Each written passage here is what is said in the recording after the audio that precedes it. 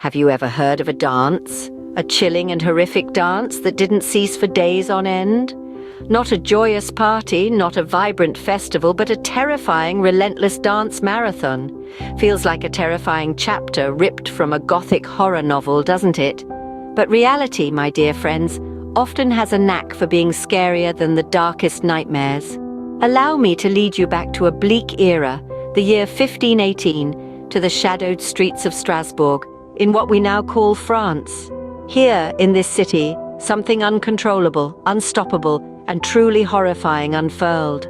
A dance, ceaseless and haunting, as though a curse or a dark spell had been cast, turning an innocent gathering into a bone-chilling spectacle of the macabre. In July of that year, a woman named Frau Troffea stepped into the street and began to dance.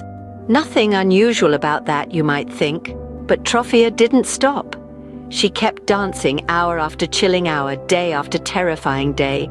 She seemed unable to control herself, unable to stop her feet from moving to a rhythm no one else could hear. Strasbourg's residents watched in horror and growing fear as Troffea's solo performance stretched into its second day, then its third. Her shoes disintegrated, her feet bled, and yet she danced on. As the days passed, a horrifying thing began to happen. One by one, other townsfolk joined her. They too began to dance uncontrollably, as if ensnared by the same demonic spell. As the moon's final phases dwindled to a close, the icy grip of a dance-induced hysteria had claimed nearly 400 souls within the cobblestone maze of Strasbourg. The once lively streets now echoed with a relentless ghostly rhythm of bodies in an unyielding dance of death. Under the cold, indifferent gaze of the moon, their bodies swayed, spun, and stomped with a fervor that disrupted the eerie silence of the nights, creating a symphony of dread that reverberated off the ancient walls. The dance, as relentless as a waking nightmare, showed no signs of abating. Dancers, caught up in this morbid waltz, were dropping one by one, their breaths stolen by exhaustion, their hearts stilled in an untimely rhythm.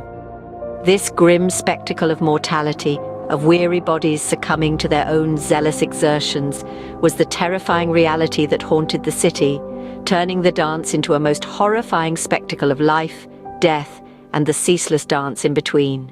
In a desperate attempt to cure this inexplicable malady, authorities constructed a stage and hired musicians, believing that the dancers would recover if they could dance it out of their system.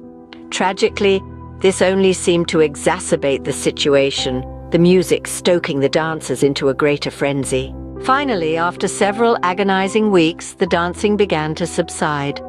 The once crowded streets returned to their usual state of tranquility, leaving behind only the echoes of a dance that had held a city in its deathly grip.